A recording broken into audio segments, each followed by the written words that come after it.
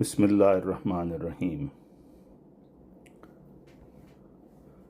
PCOS پولیسسٹک اووری syndrome, تحریر کردہ بنت کوثر پروین، جرمنی۔ PCOS یا پولیسسٹک اووری سنڈروم ایک ایسی بیماری ہے جس میں خواتین کے ہارمونز خطرناک حد تک متاثر ہو جاتے ہیں۔ بدقسمتی سے یہ مسئلہ آج کل ہر 10 خواتین میں سے ایک کو ہے۔ اس بیماری کو ہم بہت آسان الفاظ میں بچہ دانی میں یا اس کے گرد پانی کی تھیلیاں بن جانا بھی کہہ سکتے ہیں۔ علامات: خواتین کے ہارمونز میں معمولی سی بھی تبدیلی کی ایک پہچان ان کی ماہواری میں بے قاعدگی کا واقع ہونا ہے، جس میں ماہواری کم ہونا، وقت سے پہلے ہونا، بالکل ہی نہ ہونا، دیر سے ہونا، زیادہ ہونا، یہ 7 دن سے زیادہ رہنا وغیرہ شامل ہے۔ مونچھوں اور داڑھی کے بال بڑھ جانا یا پہلے کی نسبت موٹے ہو جانا، وزن کا تیزی سے بڑھنا اور کوشش کے باوجود کم نہ ہونا، چھائیاں پڑنا، خاص طور پر گردن کے پچھلے حصے پر، یا پھر آواز بھاری ہو جانا، یہ بھی علامات میں شامل ہیں۔ ابتدائی مراحل میں یہ علامات غیر معمولی ہوتی ہیں اور وقت کے ساتھ ساتھ بڑھتی چلی جاتی ہیں۔ شادی شدہ خواتین میں حمل نہ ٹھہرنا یا بچہ کا ضائع ہونا بھی علامات میں شامل ہے۔ وجوہات: اس بیماری کی ایک بڑی وجہ غیر متوازن غذا ہے، جس میں فاسٹ فوڈ اور بازاری مصالحوں کا زیادہ استعمال شامل ہے۔ اس کے علاوہ کھانے کے بعد جسمانی سرگرمی نہ کرنا، جیسے ہلکی پھلکی ورزش یا سیر نہ کرنا، وزن میں اضافہ کا باعث بنتا ہے، جو اس بیماری کے امکانات کو بڑھا سکتا ہے۔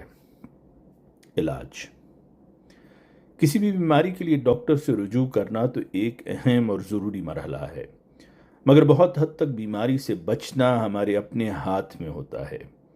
اس بیماری سے بچنے کے لیے وزن کم کرنا، صحت مند خوراک اور طرز زندگی اپنانا مفید ثابت ہوتے ہیں، کیونکہ اس بیماری میں جسم کی اضافی چربی خاص طور پر بچہ دانی کے گرد جمع ہو کر ہارمونز کے نظام میں خلل ڈالتی ہے، جس کے نتیجے میں ہارمونز بچہ دانی تک صحیح طریقے سے نہیں پہنچ پاتے اور اس کے افعال متاثر ہوتے ہیں۔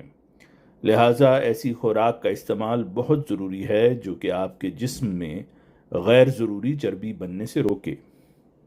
دیسی علاج: اجوائن، میتھی دانہ، السی، زیرہ، دار چینی، ان اشیاء کا 6 دن باری باری استعمال کریں، یعنی ایک دن میتھی دانہ کا قہوہ، دوسرے دن السی کو آٹے میں گوندھ کر پکا لیں یا بھگو کر کھا لیں، تیسرے دن زیرہ کا قہوہ۔ اسی طرح 6 دن کے بعد اسی چیز کی باری دوبارہ آئے گی۔ اس سے آپ کا وزن بھی کم ہوگا، چربی پگھلے گی اور ہارمونز کا توازن بھی قائم رہے گا۔ اس کی مقدار چائے کے چمچ کے 1/4 حصے سے زیادہ نہ ہو۔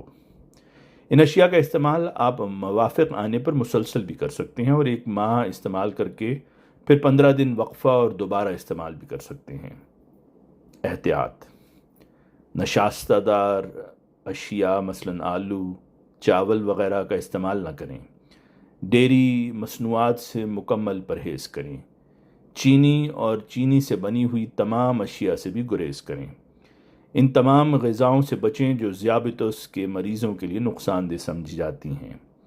یاد رکھیں، کچھ عرصہ کا پرہیز آپ کو مکمل طور پر صحت مند بنا سکتا ہے اور ایک نئی زندگی دے سکتا ہے۔ افواہیں: کہا جاتا ہے کہ اس بیماری میں عورت کبھی ماں نہیں بن سکتی یا یہ ایک لا علاج بیماری ہے۔ یہ بات بالکل بھی درست نہیں۔ بچہ ہونا یا نہ ہونا صرف اللہ تعالیٰ کے اختیار میں ہے، البتہ علاج کروانے سے اور بہتر طرز زندگی اپنانے سے تقریباً تمام بیماریوں کا علاج ممکن ہے۔ یاد رکھیں، کسی بھی بیماری کے دوران مریض کو صرف دوا کی ہی نہیں بلکہ ہمت اور حوصلے کی بھی اشد ضرورت ہوتی ہے۔ مریض کی ذہنی اور جذباتی حالت کو بہتر بنانے کے لیے ضروری ہے کہ ہم اس کے سامنے ہمیشہ مثبت رہیں اور اس کی حوصلہ افزائی کریں تاکہ وہ خود کو مضبوط محسوس کرے اور بیماری کا مقابلہ کر سکے۔ منفی باتیں کرنے یا مایوسی پھیلانے سے نہ صرف مریض کی ذہنی حالت متاثر ہوتی ہے بلکہ اس کا مرض بھی بڑھ سکتا ہے۔ لہٰذا ہمیشہ امید اور خوشی کا پیغام دیں تاکہ مریض کو بہتر محسوس ہو۔ ادارے کی طرف سے نوٹ ہے کہ اس مضمون میں عمومی معلومات دی گئی ہیں۔ قارئین اپنے مخصوص طبی حالات کے پیش نظر اپنے ڈاکٹر یا جی پی سے مشورہ کر لیں۔